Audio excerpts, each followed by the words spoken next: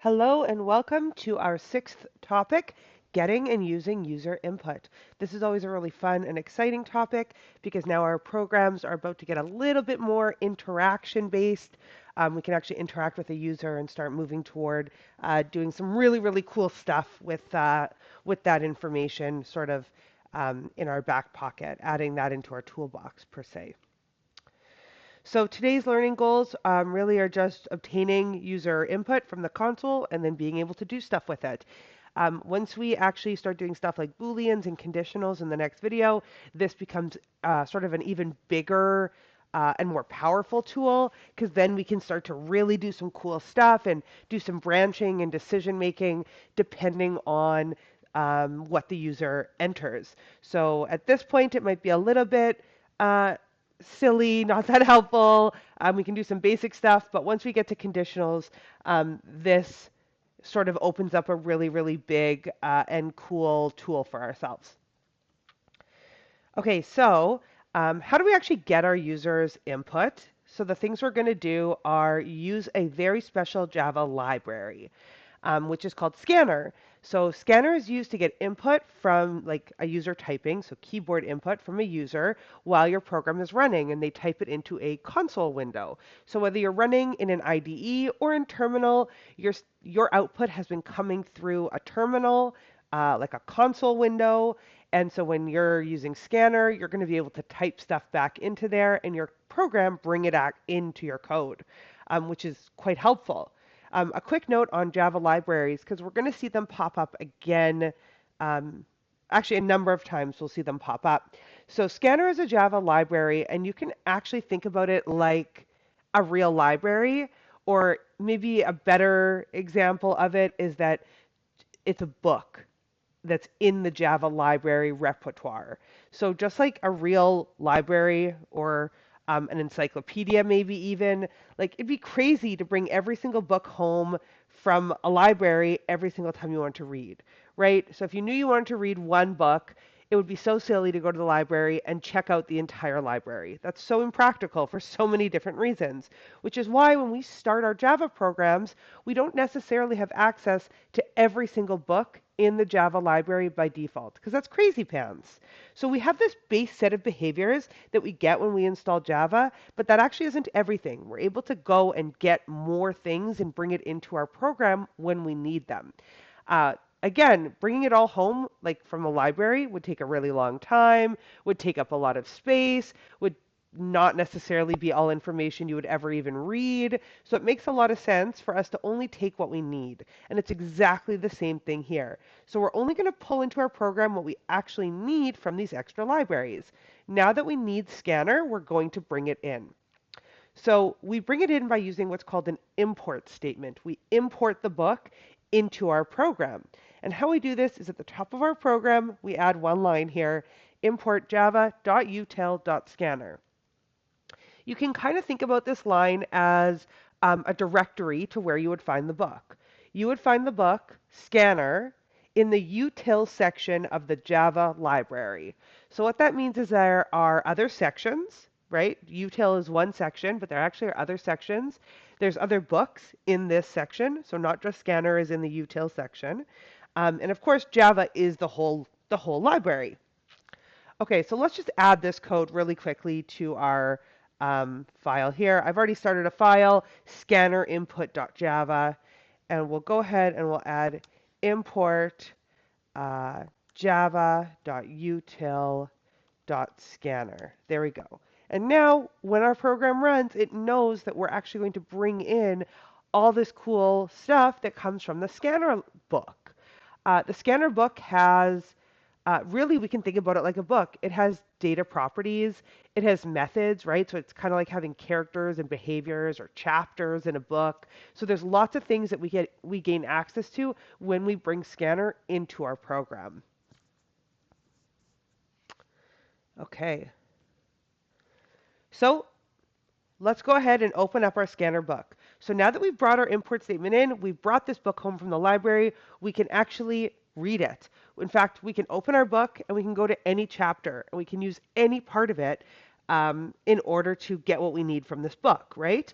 So in the methods that we want to use when it comes from scanner, so in the methods we want to use the scanner and read our user input, we actually need to declare a scanner variable. So this part, my analogy starts to sort of fall apart a little bit because in my book analogy, we're already holding the book, but in actual code, importing the library java.util.scanner is more like just saying, I'm coming to get you, scanner, and then scanner like gives you permission to receive it, and then you can now go and like actually make a variable with it. So my library sort of falls up, my library analogy sort of falls apart a little bit there, but that's okay. So once we've imported scanner, we know that it exists, we've done whatever we need to do for that, we can now declare a variable of type scanner that we can use to interact with a user with the keyboard through the console. So we do that just as this line shows. Scanner is the data type. We have two characters here, SC, which stands for scanner, but that's just the variable name. Some people like to call it input or keyboard. There's lots of names that you can call it, but as long as it's something that makes sense, it's okay. And then equals new scanner, just like think about, oh, have we done arrays? Not yet. Okay, whatever. These are the words, new scanner, and then round brackets, just like a method call. And then inside there, you're going to put system.in. Now, let's just remember for a second that we actually have used the keyword system before. We've used it in system.out.println. Now, without getting into all the details of what system.out.println means and what each of those different pieces are, what we can tell is that both system.in and system.out.println come from the same book. That's what we can sort of see here. So just like we're importing the scanner book, and now we have access to using scanner, system is one of those things that we never needed to import, that we got when we just made a .java file. So that's part of the default structure of the program. We didn't have to use an import statement to gain access to the system book, but we can now see two different scenarios where we're pulling chapters out of the system book. We use the chapter system.out.println when we want to print things, or system.out.print, or system.out.printf, as we just saw in the previous video. And now we're getting access to a different chapter in the system book. We're doing system.in and things that we can do with that. So system.in goes into this scanner variable, and then we're going to be able to actually use it to get stuff from the keyboard. So let's flip over and add this code. So right here, we have to have our main method. Oops, not all capitals. And then we can say scanner, keyboard. Some people do it like this. Doesn't matter. As long as it's something that tells you, oh, this is input coming from the keyboard. And then we'll see system, just like in system.out.println, system turns blue and .in stays white, just like in system.out. And now we have a keyboard object. Now, this maybe is a little bit advanced, so it's okay if this analogy kind of doesn't sit well with you. But basically, what we're doing when we pass in system.in to this scanner is we're basically saying, hey, scanner, I need you to sit and wait and see if anything comes into the console. So we're basically saying, can you just keep an ear out and wait? This is very similar for any of you who maybe have kids, or even for those of you who babysit or have a dog or a cat or anything that makes noise in your house. When something makes noise that alerts you to something, you like go get up and respond to it, right? If your dog is by the door barking, you get up and go let it out, or you take it for a walk. When my kids are screaming their heads off, I go see why are they fighting, or did somebody get hurt, or whatever it might be. When you're babysitting, if somebody yells, "I'm hungry," like you're the grown up, you're gonna go feed the kid that's saying that they're hungry. So that idea of like you hanging out, doing your own thing, but then somebody shouts at you and alerts you to a situation, and now you can engage with that situation. is kind of what we're doing here. When you go to somebody's house to babysit, you have to enter the house to be alerted to the situation, right? If you're standing outside, you'll never ever hear the kids scream. Or if you're at a party, you won't hear your dog barking at the door at home. You have to be in your home in order to hear those things. So that's kind of like what's happening here is we're basically saying, "Hey, scanner," as if it's like a room, we're going to go put the console into the room. So now if somebody types something, scanner, you will be alerted to it. So hopefully that made like a little bit of sense as to what exactly this line means and is doing. Okay, let's keep looking at the slides for a second here. Okay, so we've now made our scanner object. And now the question is, what do we actually do with it, right? How do we actually get user data out? Well, just like if you hear kids screaming or your dog barking, you'd react. There'd be a behavior that you would react to. Your dog is barking, you would do like human dot let dog out. You'd be like the human who does the behavior of letting the dog out to go to the bathroom. Or if your kid is screaming, "I'm hungry," right? You're the human who feeds the child. So there's like a feed child function that you can like go and feed a child. So what are some behaviors that our scanner gives us access to? Well, we have a few here. These are all different things that these are all different methods or actions that we can employ to pull data that gets entered into the console into variables. So we have next int, we have next long, we have next float, we have next double, we have next line. Each of these returning a value. They return something for us that we have access to. So they each will return, so all except for the very last one, all the ones that say like next int, next line, long, next float, next double, next, they each return the next token. A token is basically a series of characters that don't have any blanks in them, like non-broken by blanks. So like a word, a single number, uh, an email address, those never have spaces in them. An email address would be one very long token, right? So next int will go and find the next token that is a number, and that's what it will return. Next long does it for long, next float for float, next double for double.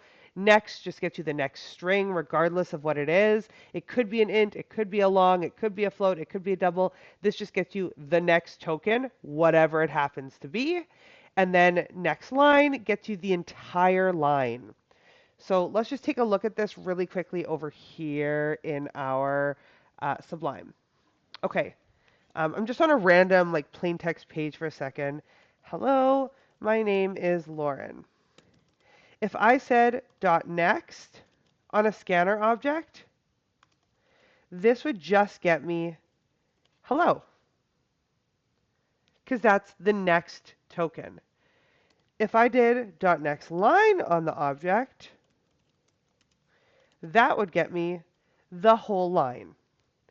If I did next int on the object, this would give me an error. There are no ints, or it returns an error? Yeah, I think so. That's something we can check. An error or like an exception of some kind that tells you, oh, sorry, there actually was no more integers to process. I don't know what you're talking about. And that's something that we can always test as well to see what happens when I type this and try to grab an integer, right? We'll give it a test after. Oh, you for sure get an error. You for sure do. I'm thinking about it now. For sure you get an error. Okay, so we can see how some strings, like how one string would potentially work with all of our information here. Pardon me. Okay, let's flip back. Okay. There we go. Oh, and we just talked about that last one there that returns the entire line, blanks and all. The methods I highlighted in red, they will automatically convert whatever the user enters into the type that it needs to be in. Because when a user types something, in theory, it's a string. So when you say .next int, it will take whatever they entered and try to turn it into an int. So if they didn't enter an int, it might explode, right? You could get an error if what the user enters isn't what you're expecting. And we'll learn a little bit on how to handle those scenarios in a couple of weeks. The next thing here that we should probably look at, knowing now that that could be a problem with converting from a string to an integer, is ways to do this explicitly. Actually, I changed my mind. First, we're going to write code, then we're going to do that. Okay, let's come over here and let's write some code. So let me go ahead and add a print line that says, what is your name? And then a variable name that grabs whatever the person enters.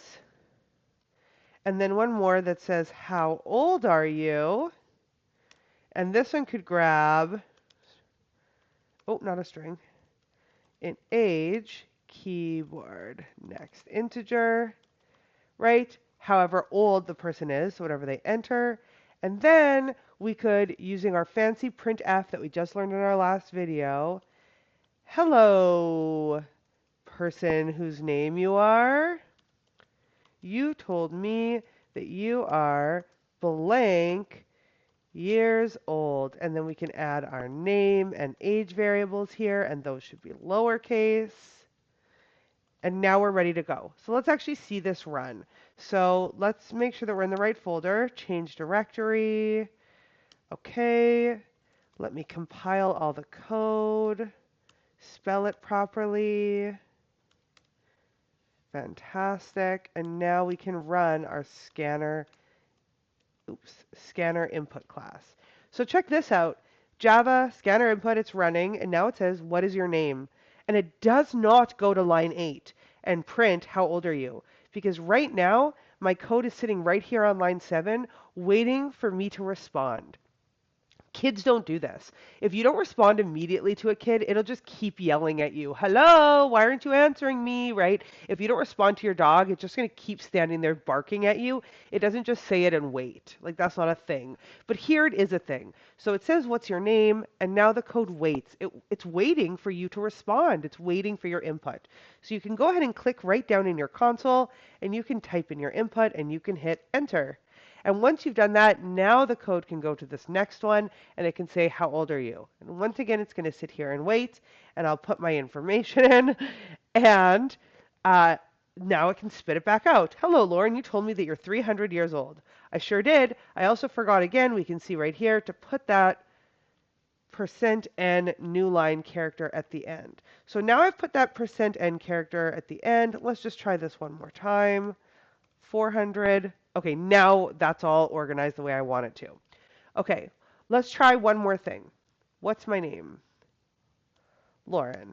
We'll put first and last name. How old am I? Okay, that's how old I've decided I am today. Ta-da! Input mismatch exception. So our whole program explodes when a user does not listen to what you're expecting them to do. And that's because, of course, this is expecting an int. This is going to grab the int. It tries to shove what is not an int into an integer. It's going to explode. It's like, that is not a thing. That's not going to work. Exception in thread main, java.util.input mismatch exception. And if we follow all the way through here until we find a file that we recognize, like we won't recognize scanner.java, scanner.java, scanner.java. Those are like pages in the scanner book, scanner.java. Oh, scanner input, that's my file that I wrote. Scanner input.java, line 9. Right there, I can see that that is indeed where my code exploded. Okay, so we will learn lots of different ways to handle this, but for right now, let's look at one way that we could possibly figure out how to handle this, which is, let me flip back, type conversions. Okay, this makes more sense now. So now we can see how instead we could explicitly try to convert from one data type to another. So if you wanted to go from like a string variable and turn it into an int, a long, a double, a float, a boolean, you can by saying integer.parseInt, and it will convert it for you. So this is a really neat option when, let's say, you don't trust the user necessarily to enter things appropriately. So instead, you read in string age, Next line. Yeah, okay. Right, so now I'm reading in my age as a string, and then I could make sure that age is an int somehow, which we'll talk about soon.